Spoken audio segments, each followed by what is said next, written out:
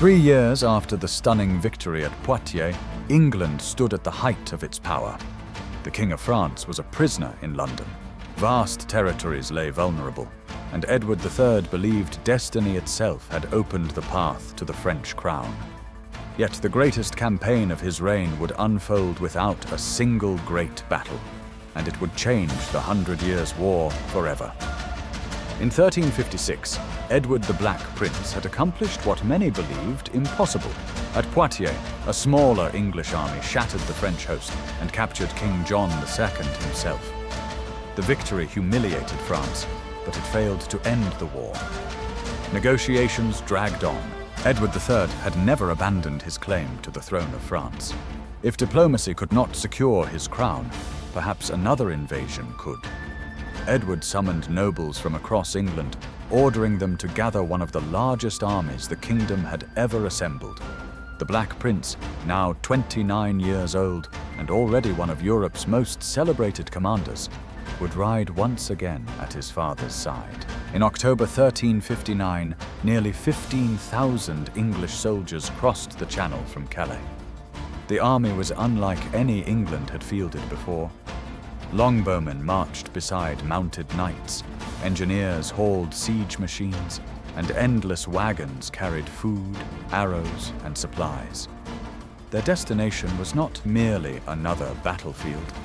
It was Reims, the sacred city where French kings received their crowns. No longer the teenage hero of Crécy, Edward the Black Prince now commanded one of the army's principal divisions. Seasoned captains obeyed his orders without hesitation. Veterans remembered his brilliance at Poitiers, while younger soldiers saw him as the embodiment of English victory. Every march, every halt, every scouting expedition reflected his calm discipline. As the English advanced through Champagne, they unleashed the devastating tactic known as the exhaustion. Villages were burned, harvests destroyed, and supplies seized.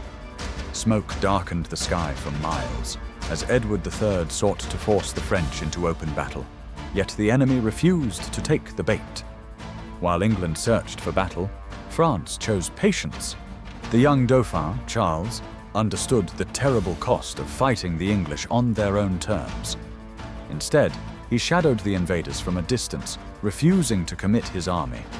It was a strategy born from the painful lessons of Crécy and Poitiers. As winter approached, the towers of Reims finally appeared on the horizon. For Edward III, this city represented far more than stone walls. Within its great cathedral, generations of French kings had been crowned. If he could seize Reims, perhaps he could claim that sacred ceremony for himself. Ahead lay one of the strongest fortresses in France, and the greatest test of the campaign had only just begun. In early December 1359, the English army reached Reims. The city stood before them like a fortress of faith and stone. Its towering cathedral had witnessed the coronation of French kings for centuries. Edward III had marched hundreds of miles to reach this place, believing that if Reims fell, France itself might follow.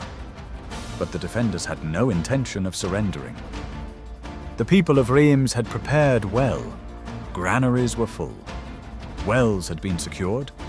Fresh supplies had been brought inside the walls long before the English arrived. Every gate was reinforced, and every tower was manned by determined soldiers who understood what was at stake. The city's greatest weapon was not its walls, it was its patience. Edward III ordered the city surrounded. Camps spread across the frozen countryside, while engineers raised earthworks and prepared siege engines. The Black Prince oversaw one section of the encirclement, ensuring that every road leading into Reims was watched. Yet despite their efforts, the English lacked the heavy artillery needed to quickly break such formidable walls. The greatest enemy soon arrived, not in armor, but on the wind. Bitter winter storms swept across northern France. Snow buried the camps. Frozen ground made digging impossible. Horses struggled to find fodder beneath the ice, and wagons became trapped in deep mud that hardened overnight. Each passing day weakened the invaders far more than the defenders behind the walls. Food became scarce. Fresh supplies could no longer keep pace with the enormous army. Disease spread through crowded camps, and many horses died from hunger and exposure. Experienced commanders like Sir Walter Morney worked tirelessly to maintain discipline, knowing that despair could destroy an army faster than any enemy charge. Beyond the city, Charles, the Dauphin of France, remained patient. His scouts followed every English movement, but he refused to risk another disaster like Crécy or Poitiers. Charles understood time itself had become his greatest ally. If the English remained before Reims, winter would do the fighting for France. After more than a month, Edward III accepted the truth. Reims would not fall. The king ordered the siege abandoned. One by one, siege engines were dismantled, camps were struck, and the English columns prepared to march once more. It was a bitter disappointment. The dream of being crowned King of France inside Reims Cathedral had slipped beyond Edward's grasp. Rather than return to England, Edward III chose to continue the campaign. The army turned south, leaving Reims behind as it marched deeper into France. Once again, villages were stripped of supplies and fields were laid waste. Yet no French army appeared to challenge them. The campaign had entered a dangerous new phase. The English still searched for the decisive victory they had come to win. But destiny had something far different in store. With Reims behind them, the English army marched south through the heart of France. Their banners still flew proudly, but the campaign had changed. The hope of a royal coronation had faded, replaced by a determination to force France into battle by destroying its wealth and resources. Yet the French still refused to fight. Charles, the Dauphin, continued his cautious strategy. Rather than seeking glory on the battlefield, he denied the English the decisive victory they desperately wanted. French scouts monitored every English movement, while local garrisons refused to leave the safety of fortified towns. It was a frustrating war of endurance, and Charles understood that every mile the English marched weakened them further. In the spring of 1360, the English reached the outskirts of Paris. The great capital stood protected by strong walls and determined defenders. Edward III considered his options, but an assault on the city promised enormous losses.